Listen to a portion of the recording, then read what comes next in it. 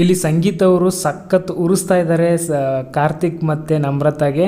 Heavy ಅಂದರೆ heavy ಏನಾಗಿದೆ ಪ್ರತಿಯೊಂದನ್ನು ಡಿಟೇಲ್ ಆಗಿ ಈ ವಿಡಿಯೋದಲ್ಲಿ ನೋಡೋಣ. ಏನಾಯಿತು ಇಲ್ಲಿ ಮ್ಯಾಟ್ರ್ ಅಂತ.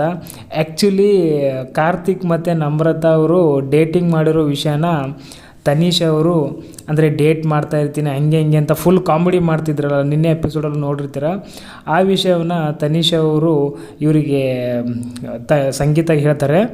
ನೋಡಿ ಸಂಗೀತ, ನಿಮ್ಮ ಕಾರ್ತಿಕ್ ಅವರು ಎಲ್ಲ ಫುಲ್ ಡೇಟಿಂಗ್ ಮಾಡ್ತೀನಂತ ಫುಲ್ಲು ಹಿಂದೆ ಬಿದ್ದವ್ರೆ. ನಮ್ರತಾ ಹಿಂದೆ ಏನಾದರೂ ಹೇಳಲ್ವಾ ಅಂದರೆ, ಅಯ್ಯೋ ಸಾಕಾಗ್ಬಿಟ್ಟಿದೆ ನನಗೆ, ಏನಾದರೂ ಮಾಡ್ಕೊಳ್ಳಮ್ಮ. ಅದಕ್ಕೆ ಇವ್ರು ಹೇಳ್ತಾರೆ ನಮ್ರತಾ ಅವರು, ಸಾಕು ಅಂದರೆ ಅವನೇನು ಏನು ಅವನಿಗೇನು ಹರಾಜಿಗಿಟ್ಟಿದ್ದೀರಾ? ಏನು ಹರಾಜಿಗಿಟ್ಬಿಟ್ಟು ಏನು ಅವನೇನು ಸುಂದ್ರನ ಬೋಡಿನ ತೊಗೊಂಡು ನಾನೇನು ಮಾಡಲಿ ಅಂತ ಇದ್ದಾರೆ. ಅದಕ್ಕೆ ಸಂಗೀತವ್ರು ಹೇಳ್ತಾರೆ, ಅಯ್ಯೋ ಇವ್ನು ಸವಾಸ ಸಾಕಪ್ಪ, ನನಗಂತೂ ಸಾಕು ದೊಡ್ಡ ನಮಸ್ಕಾರ ಇವನಿಗೆ ಅಂತಂದಾಗ ಆ ಒಂದು ದಿಂಬನ್ನು ತೊಗೊಂಡು ಹೊಡಿತಾರಂತಲೇ ಹೇಳ್ಬೋದು.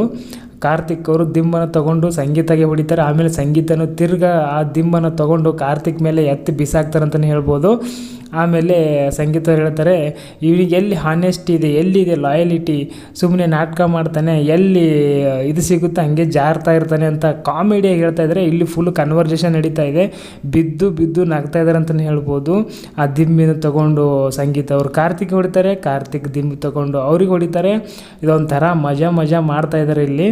ನಮ್ರತಾ ಹುಷಾರು, ಆಮೇಲೆ ನಿನಗೆ ಡೇಟ್ ಮಾಡಿ ಅರ್ಧಕ್ಕೆಲ್ಲ ಕೈ ಕೊಟ್ಬಿಟ್ಟು, ನನಗೆ ಆಲ್ರೆಡಿ ಕೈ ಕೊಟ್ಬಿಟ್ಟವನು ಅರ್ಧಕ್ಕೆ, ಬರೀ ಬೈತಾ ಇರ್ತಾನೆ, ಜಗಳ ತೆಗಿತಾ ಇರ್ತಾನೆ, ಬರೀ ಏನಾದರೂ ಒಂದು ಹುಡುಕ್ತಾ ಇರ್ತಾನೆ. ಅದಕ್ಕೆ ಇವನಿಗೆ ಕ್ಯಾಪ್ಟನ್ಸಿ ಅಂತ ಹೊರಗಿಟ್ಟಿದ್ದು ಗೊತ್ತಾಯ್ತಲ್ಲ ಯಾಕಂತ.